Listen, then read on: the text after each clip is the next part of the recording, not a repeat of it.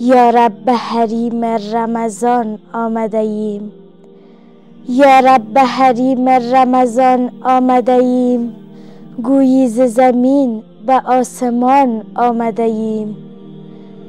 بر سفره ماه مهربانی و صفا، بر سفره ماه مهربانی و صفا، از روی یقین دوان دوان آمده ایم. شد موسم پر کشیدن و وقت دعا، شد موسم پر کشیدن و وقت دعا، با دست تهی اشک روان آمده ایم. یا رب تو رحیم و جمله ما غرق گناه، یا رب تو رحیم و جمله ما غرق گناه، با قلب حزین بهر امان آمده ایم.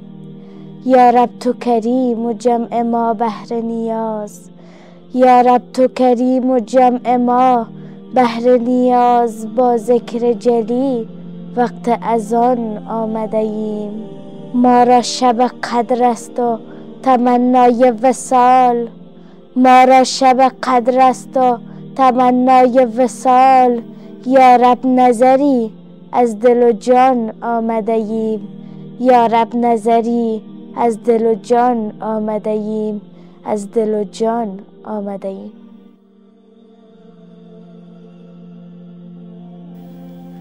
سلام علیکم و رحمت الله. امروز در برنامه بدان ای خواهرم می خواهیم در مورد استغفار و توبه در ماه مبارک رمضان صحبت کنیم.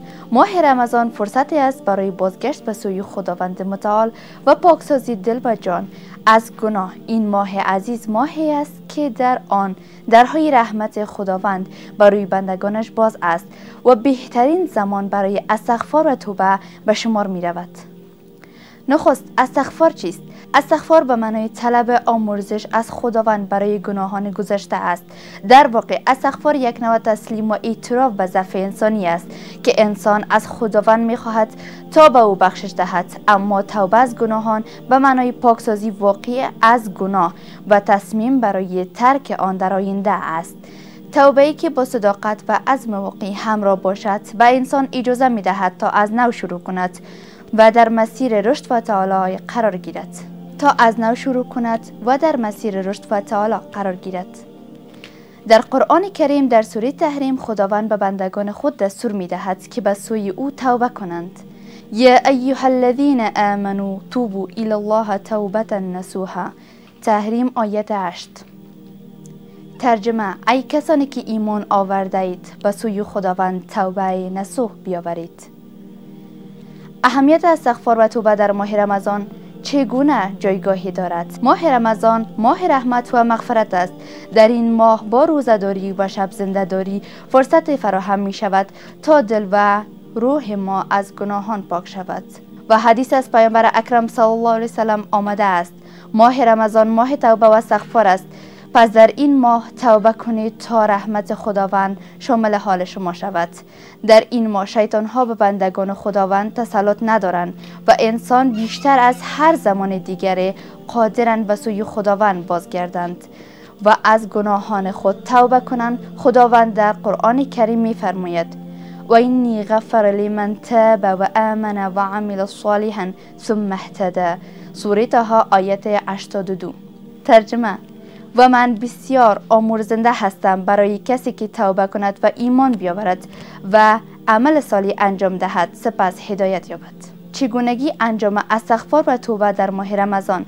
برای استغفار و توبه در ماه رمضان اولین گام این است که از گناهان خود پشیمان شویم و تصمیم بگیریم که دیگر مرتکب آنها نشویم. سپس با دل صاف و خالص از خداوند طلب بخشش کنیم و در این مسیر ثابت قدم باشیم. در کنار این باید در ماه رمضان تلاش کنیم که بیشتر به عبادات پرداخته و اعمال صالح انجام دهیم. یکی از بهترین عبادات در این ماه دعا و طلب مغفرت از خداوند است. به طور خاص شب‌های قدر بهترین زمان برای ترک گناه و استغفار است. پیامبر اکرم صلی الله علیه و سلم می‌فرماید در شب‌های قدر برای استغفار دعا می‌کردند و می‌فرمودند: اللهم اغفر لی ولوالدینا وللمؤمنین وللمؤمنات. ترجمه: خدایا مرا بیامرز و والدینم را و مؤمنین و مؤمنات را. تأثیر استغفار و توبه بر زندگی فردی. استغفار و توبه نه تنها باعث پاک شدن از گناه می شود، بلکه اثرات مثبتی در زندگی فردی و اجتماعی انسان دارد. توبه باعث نزدیکی انسان به پروردگار یا خداوند می شود، افزایش رحمت و برکات الهی و آرامش درونی می شود. در قرآن کریم آمده است: ان الله یحب التوابین و یحب المتطهرین. سوره بقره آیت 222. ترجمه: خداوند توبه کنندگان و پاکدلان را دوست دارد. بنابراین با توبه و استغفار در ماه رمضان می توانیم به پاکی دلهایمان دست یابیم و از رحمت و مغفرت خداوند بهره مند شویم. پس بدان ای خواهرم که ماه رمضان بهترین فرصت برای بازگشت به سوی خداوند است. باید از این فرصت بهره برداری کنیم و با توبه و استغفار قلب خود را از گناهان پاک کنیم. هر چقدر که بیشتر به خداوند بازگردیم، رحمت و برکات بیشتر دریافت خواهیم کرد. در این ماه عزیز از خداوند بخواهیم که همه ما را مورد مغفرت و بخشش خود قرار دهد.